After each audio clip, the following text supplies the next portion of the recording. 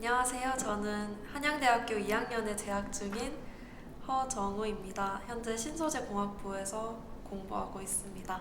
저는 현재 대학교 2학년 이제 철학을 전공하고 있는 오서진입니다.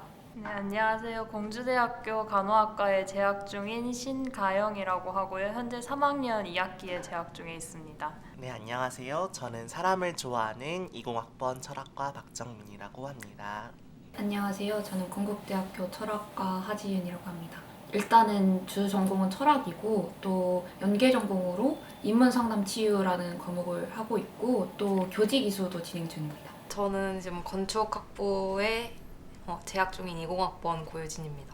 저는 지금 건국대학교 영상영화과 재학 중인 22살 김민주입니다. 전 영상영화과에서 영상을 전공하고 있고 요새는 3D 애니메이션 분야로 공부하고 있습니다. 건국대학교 철학과 20학번 정유라라고 합니다. 저는 지금 건국대학교 영상영화학과 3학년에 재학 중인 신지원이고요. 네, 나이는 22살입니다. 저는 좀 바쁘게 보내고 있는 것 같아요. 학생회 활동도 하고 있고 수업도 많이 듣고 대외 활동도 하고 있어서 다른 대학생들보다는 조금 바쁘게 지내고 있지 않나라는 생각을 하고 있습니다. 우선 낮 시간대에는 거의 수업이랑 제가 국가 근로를 하고 있어가지고 그걸로 낮 시간은 거의 꽉 차 있고요. 그리고 평일 저녁에는 이틀 정도 알바를 하고 나머지 저녁 시간이나 주말에 주로 과제를 몰아서 하고 있습니다. 학교 안에 있는 작업실에서 계속 앉아서 작업하다가 수업할 때만 옮겨서 강의실로 가서 수업 듣고 다시 작업실로 오고 이런 생활 반복을 했고 저녁에는 저는 과외나 알바를 하고 주말이나 공강에는 또 설계에 도움이 되는 좀 인사이트를 얻으려고 전시나 답사를 좀 자주 다녔던 편이에요, 저는. 평가라는 단어를 들으면 되게 좀 긴장하는 감이 없지 않아 있는데 이제 평가라는 게 이제 다른 사람이 나를 바라보는 시선인 거잖아요. 왠지 약간 셀프 카메라로만 예쁘게 찍다가 무보정 후면 카메라로 저를 보는 느낌? 우선 성적이라는 키워드가 생각나고요. 그리고 또 가치라는 단어도 같이 생각납니다. 저는 평가라는 말을 딱 들었을 때 생각나는 거는 등급인 것 같아요. 1등급에서 9등급까지 매기는 숫자로 된 등급이나 A에서 F까지 매기는 영어로 된 등급까지 다 과 자체가 결국은 서열을 매겨서 선발을 하고 그래서 좀 쓸만한 것과 쓸모없는 것을 거르는 그런 작업이라는 인상이 강해서 줄 세우기가 떠오릅니다. 한국의 교육 자체가 나쁘다기보다는 그 교육을 통해서 얻고자 하는 목표가 그러니까 일반 사람들의 그 목표가 너무 대학이나 입시나 그런 것들에 치우쳐 있는 게 문제인 것 같아요. 학생들도 그렇고 학부모들도 그렇고 교사들도 이 모든 평가나 학습의 과정을 대학에 진학하기 위한 하나의 발판 정도로만 생각하는 게 가장 큰 문제가 아닐까 싶어요. 저는 아까 전에도 말씀드렸다시피 너무 입시 경쟁이 치열한 학교에 있었어요. 거기에 있으면서 학생들이 이제 기숙사 학교였으니까 기숙사에서 점호를 하고 다 점등을 함에도 불구하고 옷장에 들어가서 공부를 한다든지 화장실에서 이제 숨어서 공부를 한다든지 하는 정도까지 갔었거든요. 그래서 저도 학생들이 그런 것들을 보고 나도 저렇게 해야 되나? 저렇게 하지 않으면 너무 떨어져 버리나? 내가? 이렇게 생각을 해서 저도 정말 과열돼서 공부를 했었던 것 같거든요. 지금 생각해보면 그때 어떻게 그랬나 싶을 정도로 열심히 살았는데도 불구하고 그때는 계속 제가 너무 게으르다고 생각했고 제가 부족하고 이렇게 해가지고는 대학도 못 갈 것 같고 큰 문제가 생길 것만 같고 그렇게 자꾸 저를 몰아붙이게 됐던 것 같아요. 잠도 2~3시간밖에 못 자는데 이제 밥도 잘 못 먹다 보니까 몸이 너무 약해져서 막 고등학교 때 몇 번 쓰러지고 막 그런 적도 있었었거든요. 지금 와서 생각해보면 그렇게 열심히 살 수 없었는데 네. 그래서 막판에는 너무 마음도 쓰고 체력도 몇 년치 다 끌어다 쓰고 이러니까 막 병도 나고 시험 보기 전에 입원하지 않으려면 일단 아무것도 하지 말아야겠다라는 지경까지 갔다가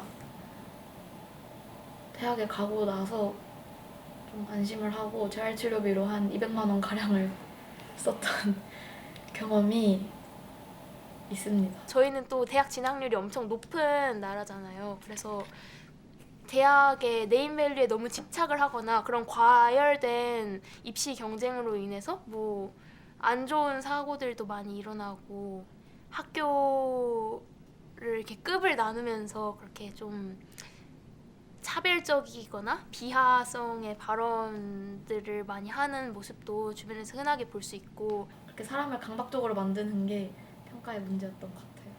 평가라는 게 기준을 딱 세워놓고 거기에 사람들을 너무 획일화되게 이렇게 맞추는 듯한 느낌을 자주 받습니다. 저 고등학생 때도 이제 보통 다 상대 평가를 하니까 하면은 제 주변 친구들과 경쟁해야 된다는 게 너무 좀 마음이 아팠고 그런 부분에서 이제 친구들을 응원할 수 없고 이 친구를 항상 이겨야 된다는 그런 속마음이 항상 있던 것 같아요. 저희 학교는 대부분이 이제 상대평가인데 내가 뭔가 잘해야지 이렇게 이것보다는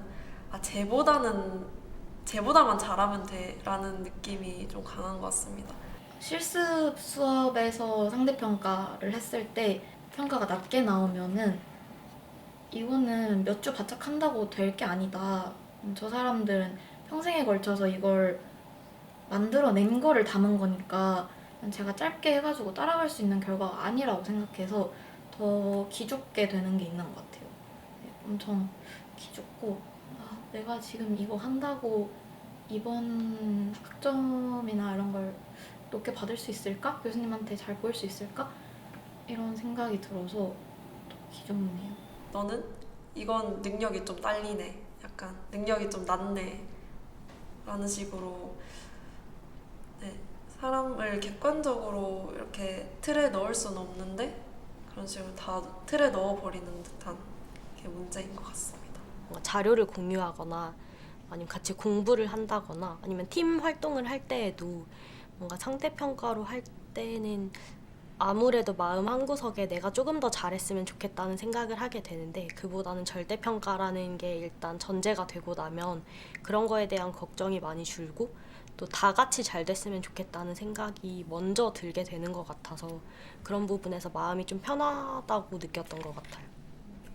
굳이 성취 목표를 달성했는지 여부를 가리는 게 핵심이라면 저는 굳이 상대평가가 있을 이유가 없지 않나 싶기도 하고 일단 등급이라는 게 사실 되게 스펙트럼처럼 넓게 퍼져 있는 것들 어느 지점을 끊어서 이름을 붙인 거다 보니까 그 어떤 정확하다고 얘기하긴 하지만 그 상세한 어떤 정보들을 다 담고 있다고 보진 않거든요. 그리고 특히나 이거를 순서를 매긴 거다 보니까 어떻게 보면 누구는 잘 났고 누구는 못 났다고 평가하는 것 같아서 좋다고 보진 않아요.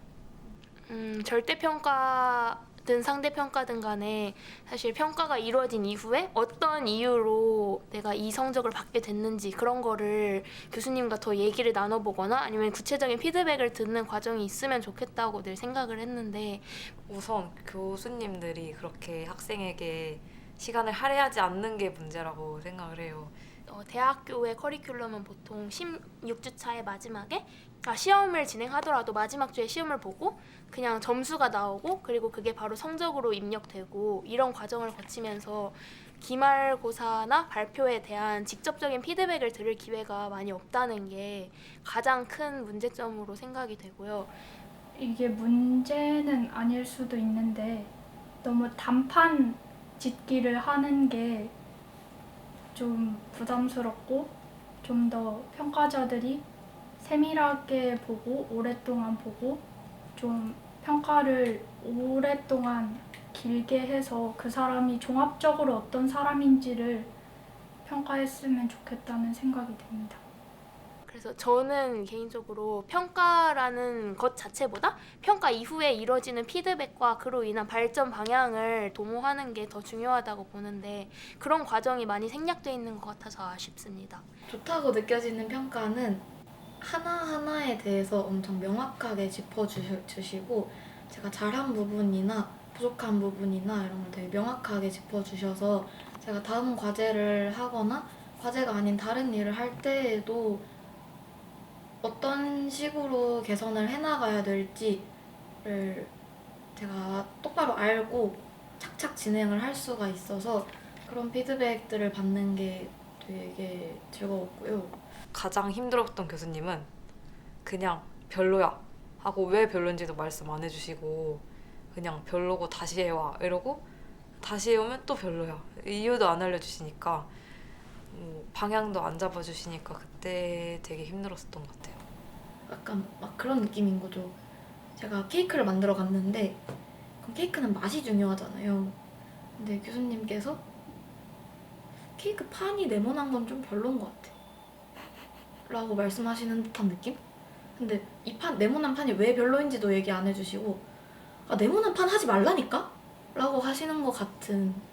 교육의 근본은 당연히 학생들의 성장인데 학생들의 내면의 성장이 제일 중요한 것 같은데 솔직히 저도 그렇고 다른 친구들도 그렇고 고등학교 올라오고 대학교 와가지고 내면의 성장이라기보다는 그냥 외적으로만 성장을 했다는 느낌을 많이 받는 것 같아요. 뭐 책을 읽는다던가 아니면 자기가 어떤 분야를 어떤 거에 대해서 관심이 많다던가 이런 거를 찾기보다는 그냥 내가 그냥 이 직업 벌어먹고 살지 이런 쪽으로만 생각을 하니까는 조금 슬픈 것 같아요, 현실이. 근데 제가 생각하기에는 하나의 평가가 너무 큰 비중을 차지하는 게 부담감을 주는 원인 중에 하나라고 생각하거든요.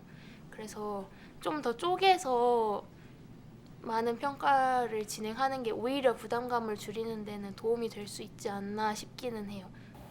대학에서 하는 평가는 기본적으로 평가자 위주의 평가라는 생각을 하는데요. 아무래도 시험을 보게 되면 또 평가자 입장에서는 단순할 수도 있거든요. 그냥 그 시험 자체를 마련을 해주기만 하면 되니까. 근데 이거를 준비하는 사람 입장에서는 약간 과정이 싸그리 무시되고 결과 내가 거기서 뭘 어떻게 보여줄 수 있는가 그거 하나로만 제 가치가 매겨지는 것 같아서 그게 좀 안타깝다는 생각이 듭니다.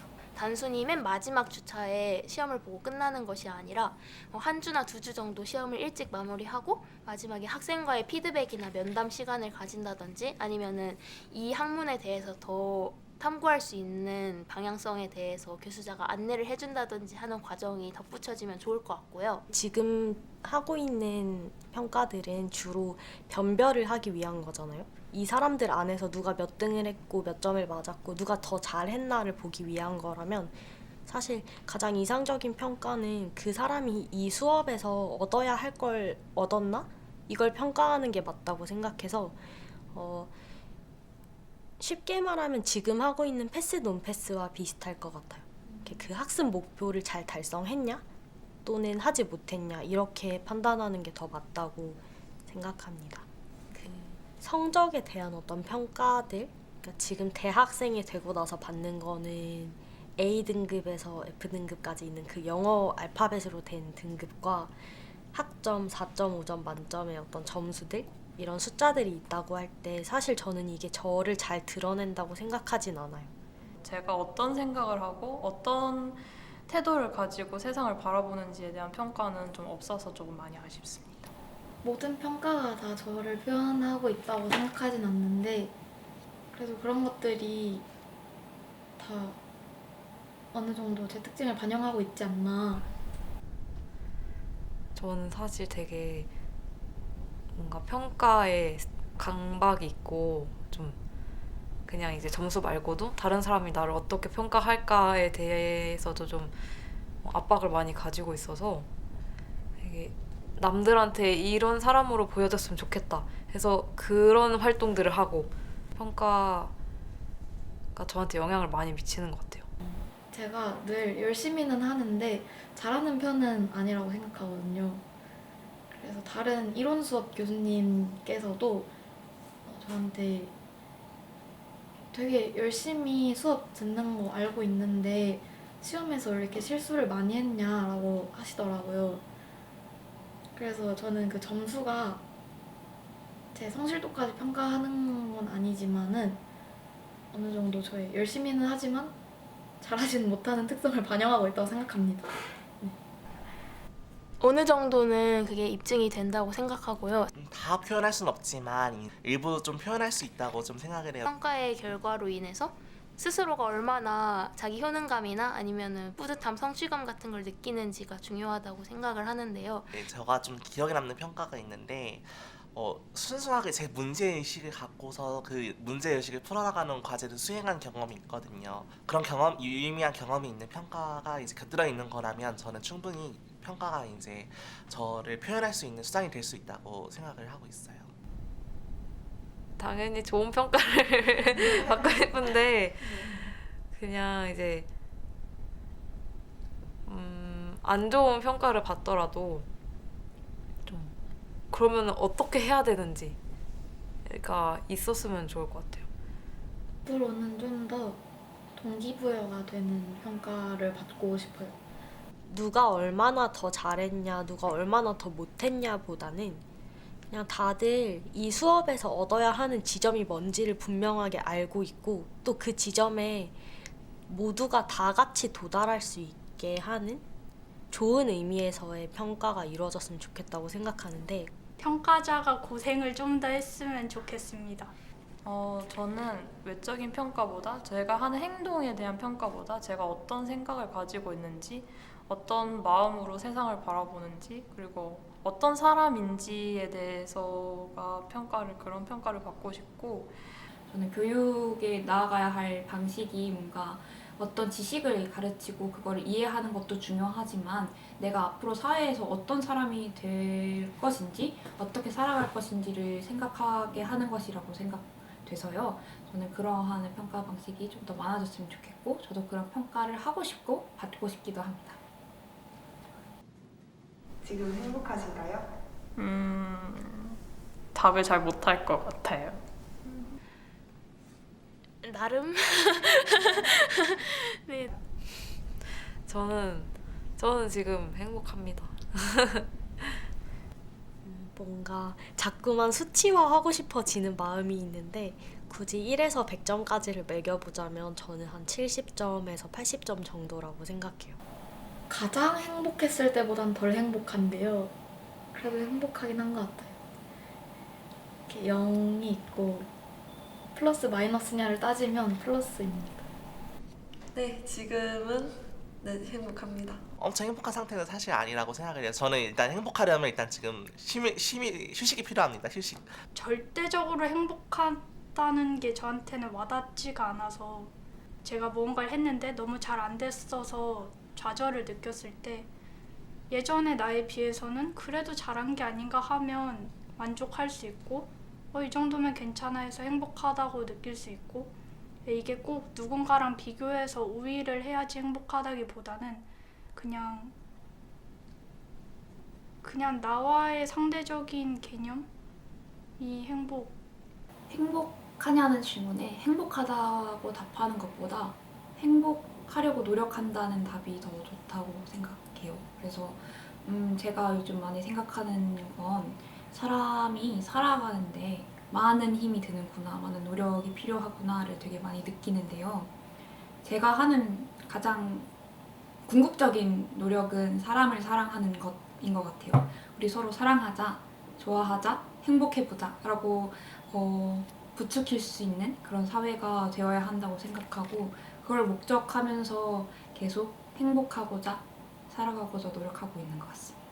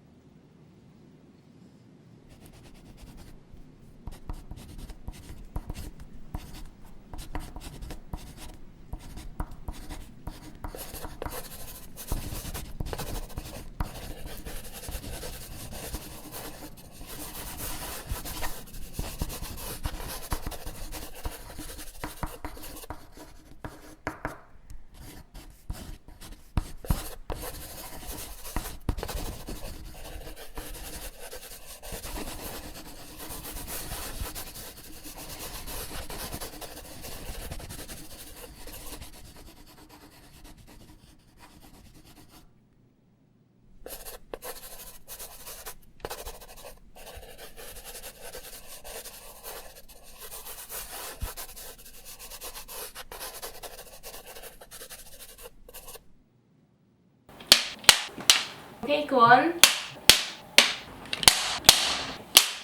네, 좋아요.